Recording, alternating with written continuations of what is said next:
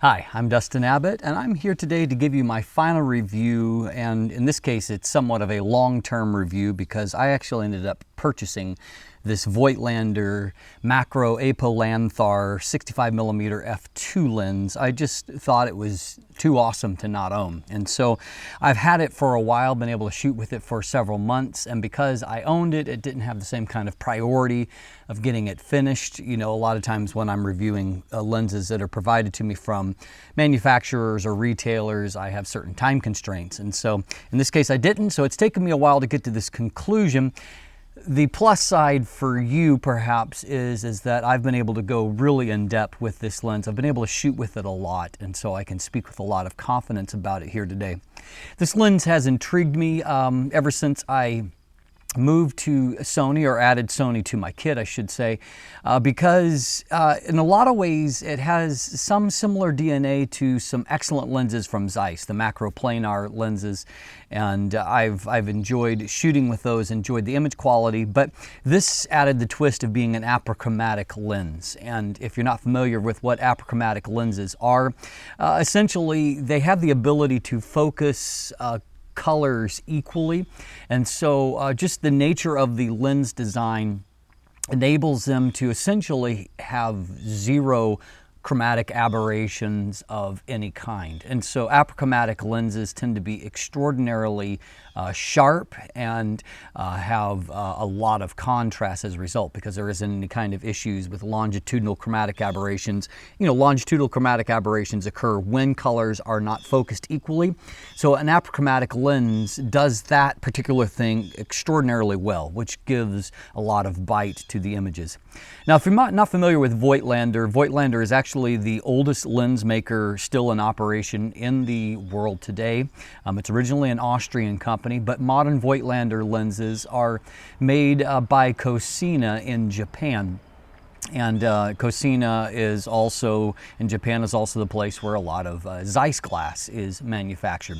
And that is, you know, somewhat apparent in the DNA of this lens. And if you're familiar with what we now call classic Zeiss lens designs, this is very similar in its physical housing to a Zeiss a classic lens. All metal and glass construction. I mean, extraordinarily beautiful construction. This is a lens that is designed to last you for a lifetime, and that's not hyperbole there. That's reality. I mean, this lens is built to exacting specifications, beautiful materials used in construction. Now, this lens, unfortunately, and I didn't mention this previously, sometimes because I'm so familiar with what's going on in the lens world, I forget that not everyone pays as much attention to this as what I do. So I neglected to mention in earlier episodes that this is only for Sony FE. And in fact, a vast majority of Voigtlander's most recent lens development has been for the Sony FE platform. And so it's a great marriage there. Right now, I don't know of any bodies that are better for doing manual focus than what the Sony platform is. And I've gone over that in my reviews, why Sony platform, and in my opinion, particularly the A7R Mark III, is the best camera body that I've ever used personally for shooting manual focus glass on. So they're primarily developing for Sony FE at this point. This is also a 1:2 times life-size macro, or half-size, 0.50 magnification. And so that's similar to like the macro planar series, that they're not a true 1-to-1 life-size magnification. In that sense, there would be those that would contest whether or not they are technically macro lenses, if you define macro as being a 1-to-1 reproduction. I find that for most things, let's say 98% of the time, that a 1:5 magnification is good enough for my purposes. I'm not necessarily a hardcore macro shooter in the way that some people are, but your mileage may vary. So that's one thing certainly to take in mind. I actually prefer this lens to, I have reviewed both the classic version and the Milvus versions of Zeiss's macro planar 50mm f2 lens. I prefer this lens for a number of reasons. One of those, of course, is the platform itself. You know, I do prefer, I've reviewed the the Zeiss lenses on Canon EF. I definitely prefer it on Sony FE because of all those manual focus aids that makes manual focus easier. And so, I mean, one of those key things that I do want to highlight here is that while this is manual focus everything, yes, it does have electronic contacts, which is not dissimilar from Zeiss. But one major difference is that it does communicate to Sony bodies in such a way so that when you, let's say when you're going to begin to focus, it will automatically, in either the viewfinder or the LCD screen, it will automatically magnify the center portion of the frame. And of course you can shift that around if so desired. But the great upside of that is that you can very easily see what's in focus. And then of course you can, do, peaking overlays or whatever if that helps you further.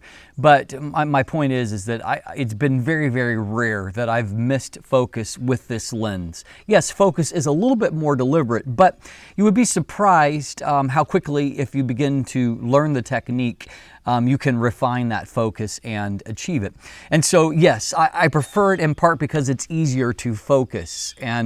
But the other thing that I think I prefer it for is when it comes down to the image quality. The macroplanar lenses are fantastic, but this lens is sharper than either one of them. And on top of that, particularly the 100mm f2 macroplanar lens does suffer from some longitudinal chromatic aberrations, which obviously are not apparent here.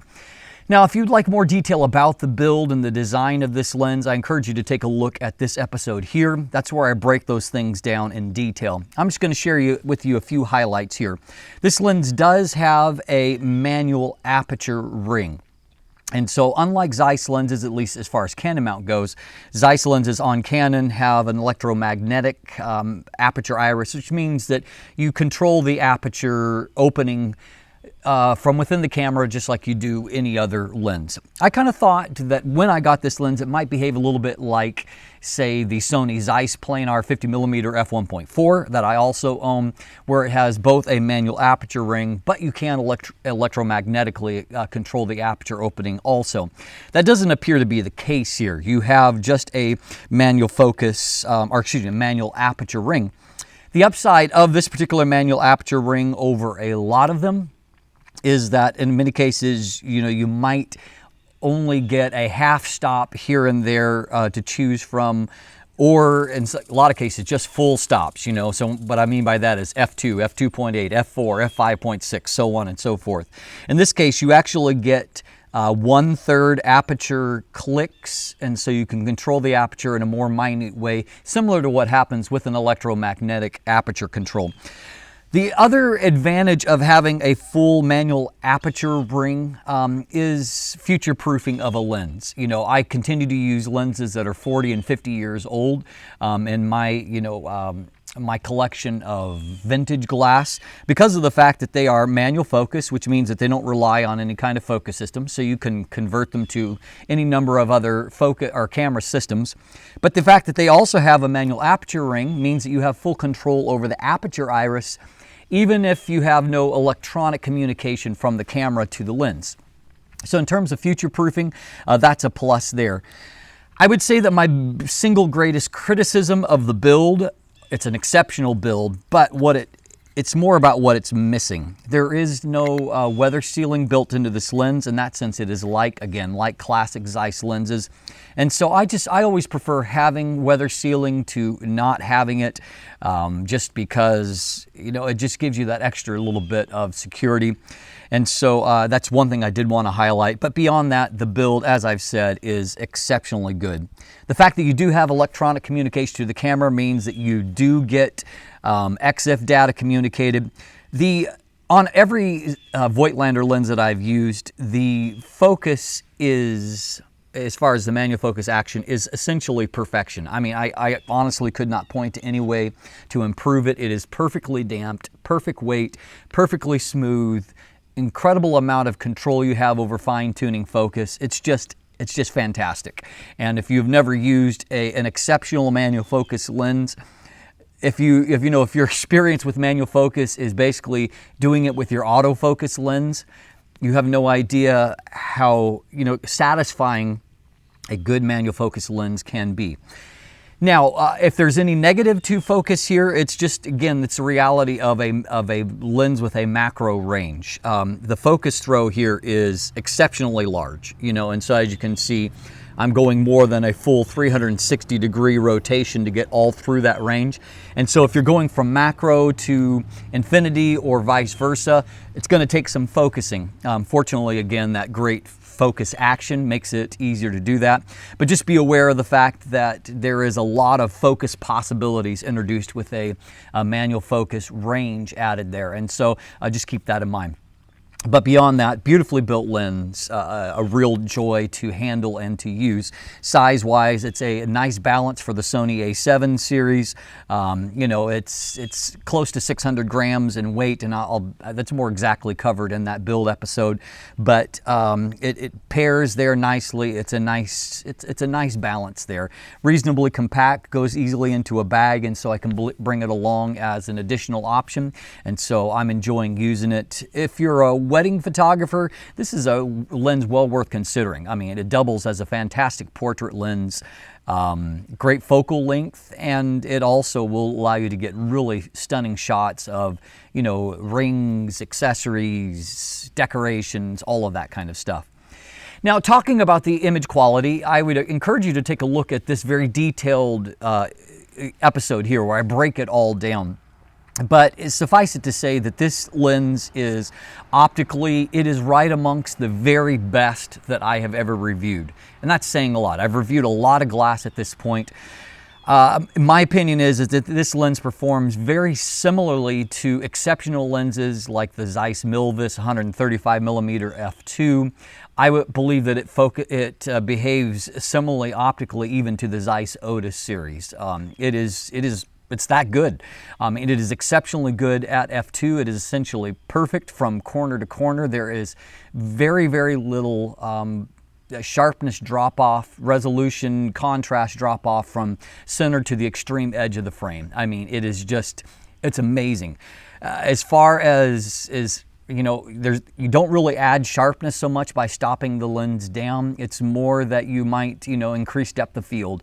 And so you can use aperture for those purposes, for other creative purposes, but not because you need to stop the lens down to add sharpness.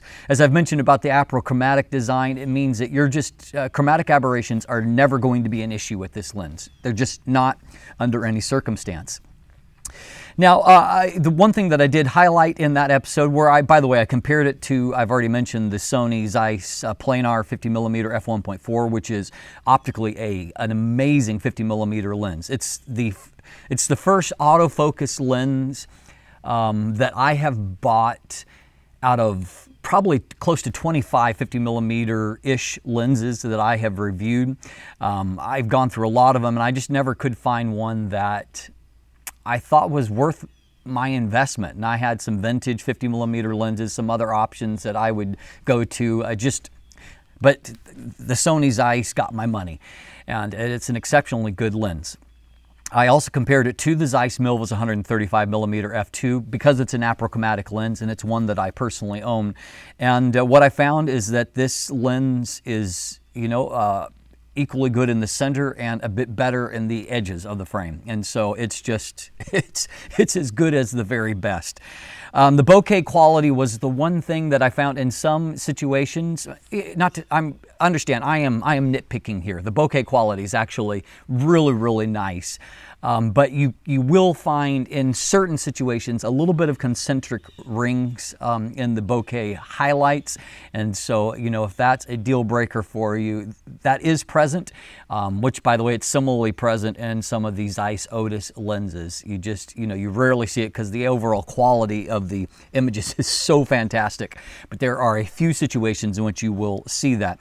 It has 10 aperture blades, but they are not rounded aperture blades. And so do also note that as you begin to stop the lens down, you will see the shape of the blades in some situations. And so, I prefer rounded aperture blades. At the same time, haven't found it to be a deal breaker for me in other situations.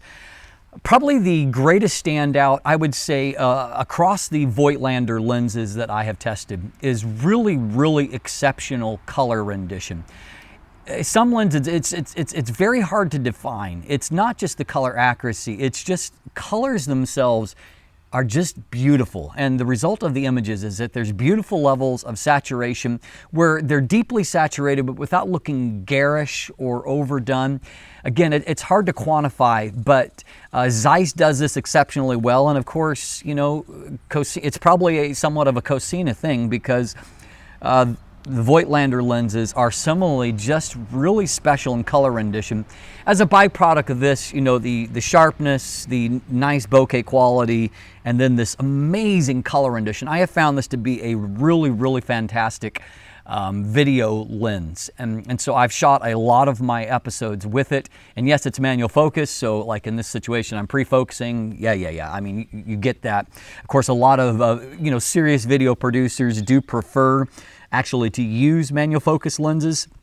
And you will find that this is of course, it's such a beautifully focusing lens. The only thing that could be an issue is, you know, depending on how your gearing system is, if you're doing a focus follow system, the focus throw is really long. And so, you know, you may not be able to get all the way to the macro range. You need to set it up to where you limit a little of that macro lane range. But for the most part, for video work, it's just beautiful, beautiful. And as soon as I started using it, I started getting feedback from people saying, what is your video setup? And in part it's because this lens does such an amazing job. And so, I mean, to wrap things up, if you are a Sony shooter, this is a lens that is really, really worthy of consideration. It's not an inexpensive lens. In an absolute sense, it is $999 in the US market, so essentially $1,000. And $1,000 is $1,000. That's expensive. But comparatively, it's a bargain. And I say that because the lenses that it competes with optically all cost more, and in some cases a lot more than it. We're talking, you know, 2 to 4 times as much. And so it really, it's an exceptionally good lens. It's a versatile lens because it's a great portrait lens. It's a great, it's just a great, any subject that you shoot with it, you're going to get very special results. And in my opinion, if you really care about those things, it's worth putting up with manual focus, and it's worth the money because it's going to help to set your images apart. So I'm Dustin Abbott. If you look in the description down below, you can find linkage to my written review of the lens and lots of images associated there. Linkage to the image gallery that I've been adding to along the way. And of course, because I've been shooting a little bit longer, I've got more not episodes, but images for you to look at as a part of that. There's buying links there if you would like to purchase one for yourself, and if you're a Sony shooter, you would like to have one for yourself, and you can stand manual focus. It's fantastic. And of course, you can follow me there on social media. You can become a patron, and of course, if you haven't already subscribed here on YouTube, please do so. Thanks for watching. Have a great day.